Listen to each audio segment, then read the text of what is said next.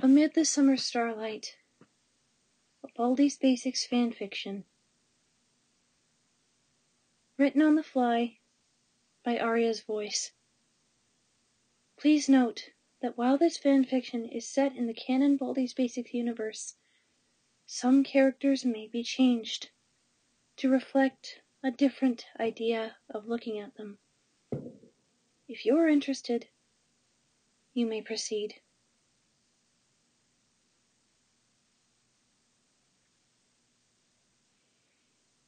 A typical night at Here Academy in one of the faculty rooms meant that everyone was sleeping peacefully, save for First Prize, who would quietly recharge in the corner. But not this night. This night everyone was quite awake and stirring. None of the children could sleep, most of all Playtime, who, most of the time, usually preferred to sleep with a blanket, but tonight she was without one. It was not her choice to be without one, nor was it someone's fault that she was without one. It was simply the fact that the school was far too hot to have a blanket. The air conditioning had been out most of the day, and while Sweep had tried to fix it, he was in fact a broom, so he was mainly giving Baldi directions.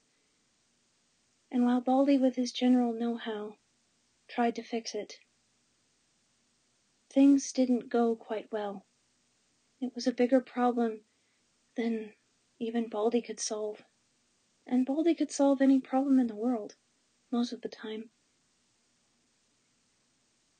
At 11 o'clock at night, he admitted defeat, and said that he would try again with Sweep in the morning to attempt to fix the broken air conditioner. But here they were, 2 hours later, none of them having slept a wink. Even First Prize could not cool his circuits, for the fact that it was so hot. Arts and Crafters, who himself was a sock, never really cared much for any type of temperature. And it wasn't that he hated any particular temperature, it's that he simply didn't care. He was a floating sock after all, so why should he care?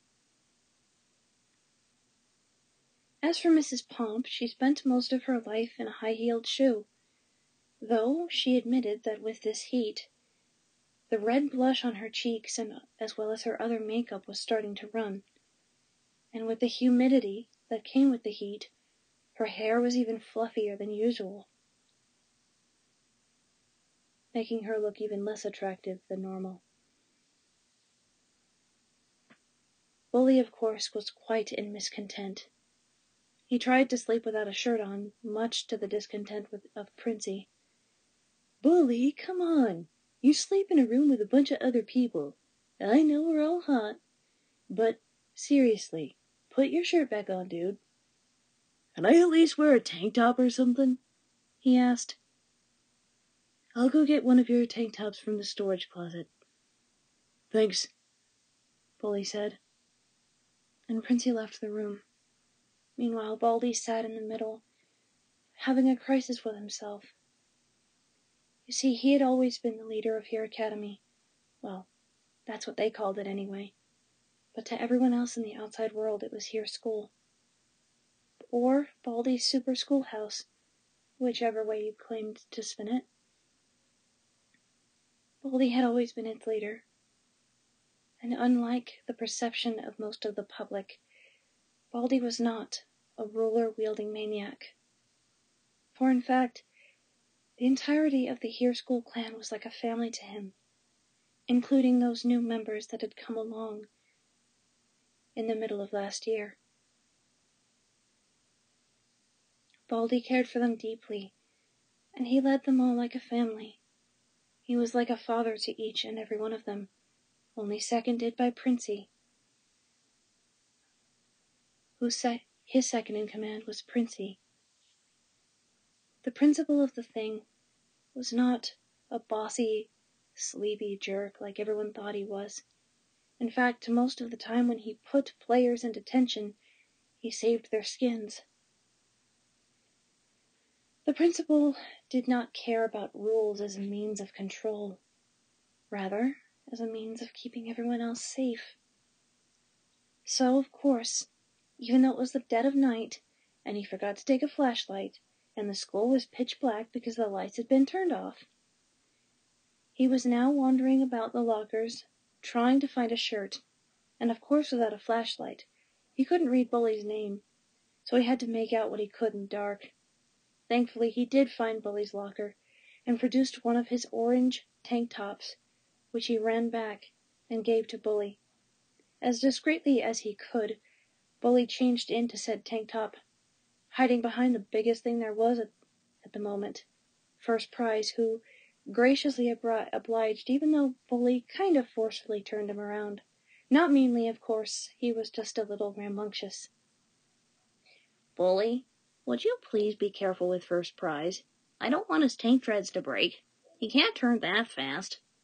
Sorry, I just didn't want everyone to see me changing. Oh yeah? Why not? Playtime asked, an amused smile on her face. At once, most of the students started giggling. Even the 25-year-old Beans muttered a laugh. Everyone, please calm down, Mrs. Pomp said, getting everyone back together. I know we're all hot, but being in this faculty room isn't going to change anything. So, what do we all suggest we do? In that moment, Baldi had an idea. They didn't have to stay in the faculty room. There was one place they could go. One place where they would be happy and cool. He stood up and looked at everyone and said, "Give me 5 minutes. I'll be right back." He left the room, and everyone curiously wondered what on earth Baldi was coming up with. Even the seemingly begrudged to be there banana-armed file name 2 wondered what Baldi could be plotting. And yes, even though he himself was transparent, he was also still quite hot. And as he was stuck T-posing, there was no way he was going to let anyone change him out of the red shirt and jeans he'd worn for years. He was pretty sure those clothes had been stuck to him. There was no way he was getting out of them. Baldi was gone for about 5 minutes, but when he came back, everyone was surprised to see what he was wearing.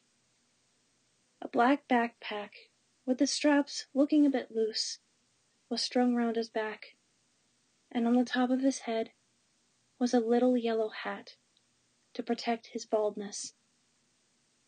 With a wave of his hand and a big smile on his face, he said, "Let's go camping." Are you serious? In the middle of the night? Baldi, this is highly uncouth. I don't care if it's uncouth. We're all hot. I can easily teleport us to the campsite if we can all get on Joe's bus. And come on, the campsite is one of the safest places. I can keep firewood going in it. We don't need players to collect it. Everyone nodded their heads at this. They knew for a fact that Baldi was right. Until they got the air conditioner fixed. This was their only option. Playtime was so excited to go camping that she jumped around happily. First Prize was a little worried about running his wheels through the grass, as this was his, in fact, everyone other than Baldi's first time camping before. Baldi assured First Prize that he would be fine, and that if there was any water, Baldi wouldn't let him fall into it. Arts and Crafters was of course apprehensive, but he was apprehensive about everything. In fact, it took the chalk being that mainly rested within the chalkboards, happily called Chockles, to come forth from the board and push Arts and Crafters to the bus, to which he silently protested. Of course, Arts and Crafters silently did everything. The test creeped around behind everyone, as everyone made their single file line with their things to Joe's bus. Nobody knew exactly why he was there. He just stood around and made creepy sounds. And for some reason, when he was around, players always seemed to bump into lockers more easily. No one quite understood why, but it was kind of funny, Bully had to admit. To which Princey said, "Bully, if a poor player gets himself cut on the corner of a locker, I don't want to be responsible for it. If they get hurt, I'll take care of them, and I don't want you to laugh at them." Bully instantly changed his tune after that. As for first prize, oftentimes when the test was around, that was one of his favorite times during gameplay. It meant that if he was on a level, he could sneak up on a player instantly. And so, it was with this. Everyone set out. "Are you coming, File?" You want me to come? I keep telling people to destroy your game. The other one, anyway. No one listens. "Well, I'm listening to you now. You're lonely and trapped in here." At that moment, Baldi took his hand, put it around File's waist, and grabbed him. And surprisingly, he moved. "Can you move your arms?" Nope, I'm still stuck T-posing, but could you please untape the banana from my arm? Baldi noticed that, indeed, the banana that File always appeared to be holding up was actually just duct taped on the underside of his arm. Without thinking, Baldi swiftly removed the tape. Ow! "Are you okay?" Yeah, but I did have hair there. I know that because, well, I can't see it, but I felt it. "Oh, sorry. You ready to go?" Absolutely. Just promise not to lose me, okay? "As long as you don't get naked, you're fine." It was thus that everyone gathered at Joe's bus. "Baldi," Playtime said nervously, going up to him, "Joe's bus only works on you and a player. If one of us goes toward you and the bus, how will we know just you and that one person won't go?" That's a point. I can only go if I'm standing near it. Here, everyone get on the bus. I'll stand in the building and watch you all. Once you guys are on, I'll get on, and we'll all be teleported to the campsite. Okay?" With everyone in agreement with this, Baldi stood back. He knew the risk that this meant. He knew that there was a possibility that if two beings got on the bus may disappear, and he may lose those two beings. Of course, the others knew this too, and so they chose themselves very carefully. The self-sacrificing principle of the thing. And, surprisingly, arts and crafters. Everyone held their breath, even if they didn't have a breath to hold. But when the bus didn't teleport away, and the two members of Hero School's family were still inside, everyone cheered, including Baldi. Everyone else got on the bus swiftly, picked a seat, and sat down. They were all tired, but they didn't care. They were going camping, goddammit, and they were excited about it. Baldi was excited too. He was going to let his family share a tradition that he had shared with players for so long now. He'd wanted his family to see the beautiful campsite that he'd built especially for young players. He hated the fact that young players feared him. It made his heart ache to the core. The camping field trip, at least the one where the players collected the sticks of firewood, was a horrendous experience for any player.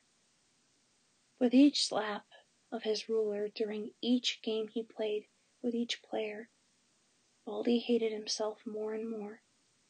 For that was not the destiny he wanted. That was not the image he wanted.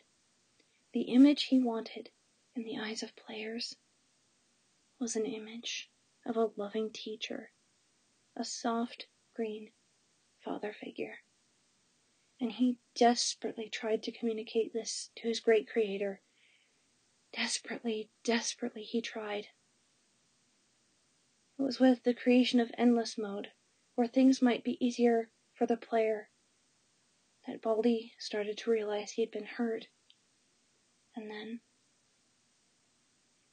I think as things became more clear, the universe expanded, as did his schoolhouse. He finally got what he was looking for. A way to justify every game to himself. He wasn't attempting to murder a student over simple notebooks. He was merely playing hide and seek with them. But it still didn't give him any less anxiety when it came to players. He hoped that one day, a player or 2 or 3 could join them, just like File did. He hoped that one day he could take not just his family, but players that had been a part of his family for generations to the campsite. Yes, indeed. He would show the universe his softness, the safety he wished to emanate. And it would start with this starlit camping trip. He took the wheel of Joe's bus, and they were off.